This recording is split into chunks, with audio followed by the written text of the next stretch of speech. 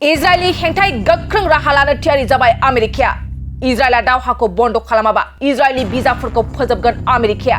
आमेरिकानि हादर बेंगिरिया इजराइलखौ हुमखि होदों। दावहाखौ बन्द खालामाब्ला गोख्रों राहा लानाय जागोन इजराइलनि सायाव। पेलेस्टाइनखौ गाग्लोबबाय थानायनि थाखाय आमेरिकाया गोख्रों थांखि लाबाय। पेलेस्टाइननि थागिबिफोरनि सायाव गाग्लोबनायखौ बन्द खालामनांगौ होननानै हुमखि होदों जो बाइडेनआ इजराइलखौ। गुबुननि मोजांखौ हिंसा जानानै अशान्ति खालामग्राफोरनिसिम गोख्रों राहा लागोन होननानै बुंदों जो बाइडेन बिथाङा। इजराइलनि हेंथायै गसंथेनो ओंखारबोबाय आमेरिकाया। इजराइलआ जायखिजाया गोरोन्थि मावनायनिफ्राय गोजानाव था होननानै हुमखि होदों जो बाइडेन बिथाङा।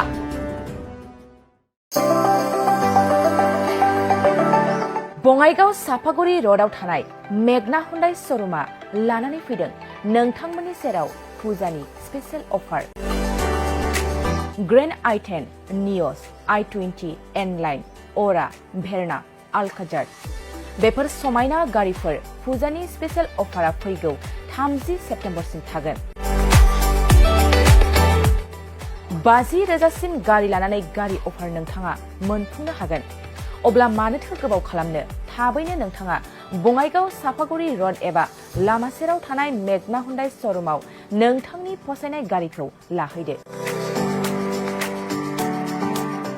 गोबां मिथिनो थाखाय नैबे जानबुं नम्बर 9101093856 8011827497 700279673 70026948111 आव खौरां लाहर।